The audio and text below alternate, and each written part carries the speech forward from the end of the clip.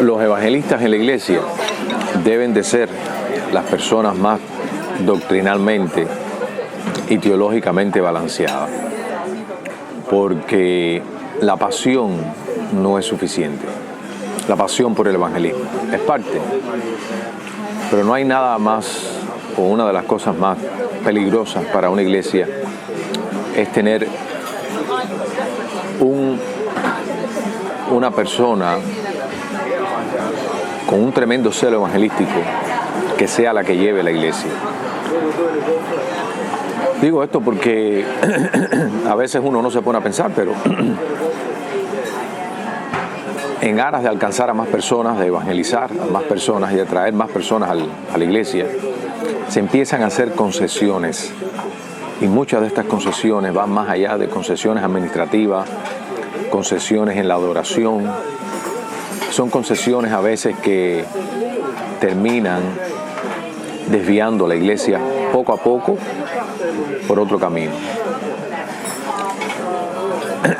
En las iglesias americanas existen estos extremos, las iglesias de habla inglesa, las iglesias de habla hispana no existen tantos de estos extremos.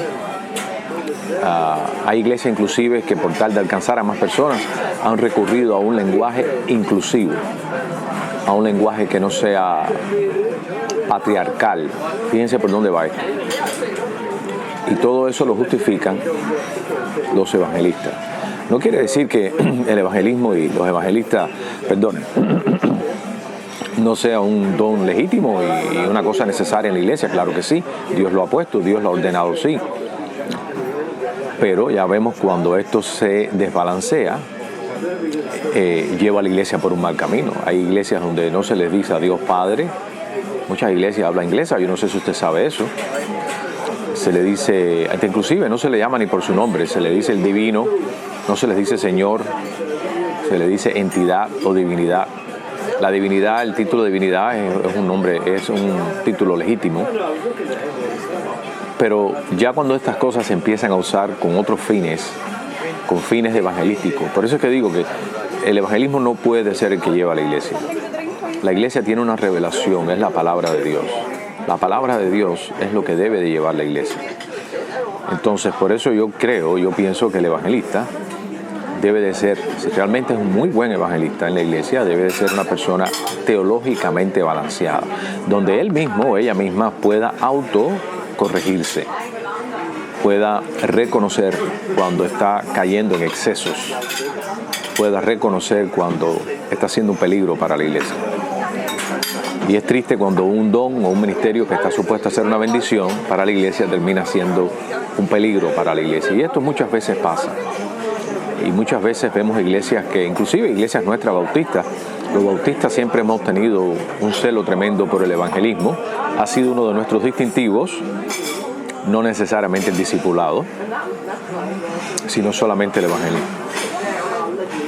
Por eso estamos entre una de las mayores iglesias o grupos evangélicos con mucho alcance y poca retención, porque no se enfatiza, a la vez que se bautiza la persona ya se deja. No, esto no es así en todas las iglesias, no estoy generalizando, estoy diciendo lo que históricamente ha sido una tendencia en nuestra tradición o nuestra denominación. Entonces, los hermanos que tienen un don de evangelismo debieran de también estudiar la doctrina cristiana.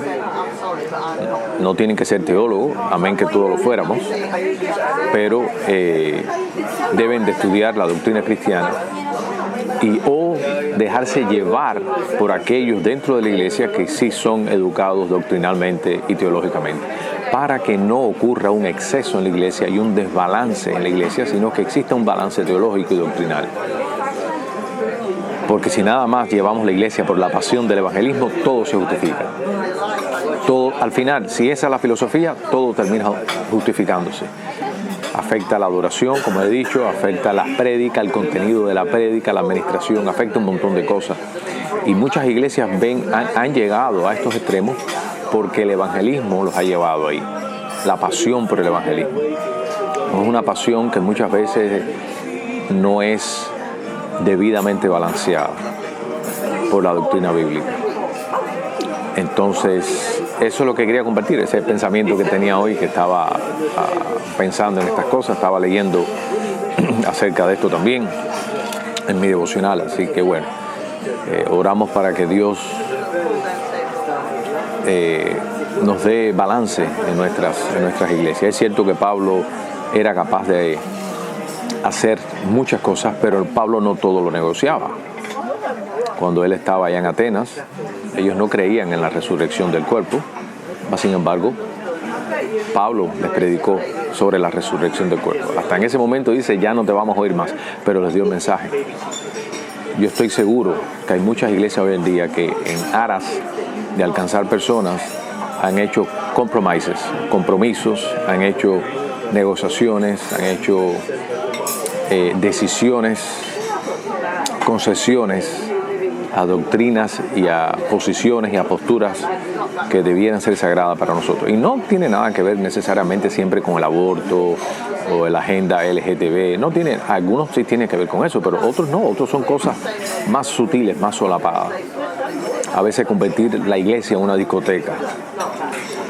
A veces, convirtiendo la iglesia en una discoteca, el culto pasa de ser una experiencia de adoración a un mero entretenimiento, a un performance. Eso también hay que canalizarlo. Y eso también hay que criticarlo. La iglesia siempre debe de autocriticarse a sí misma.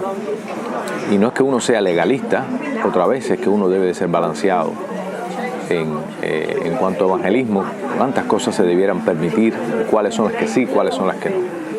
Así que bueno, que Dios nos bendiga y nos dé sabiduría acerca de este tema. Amén.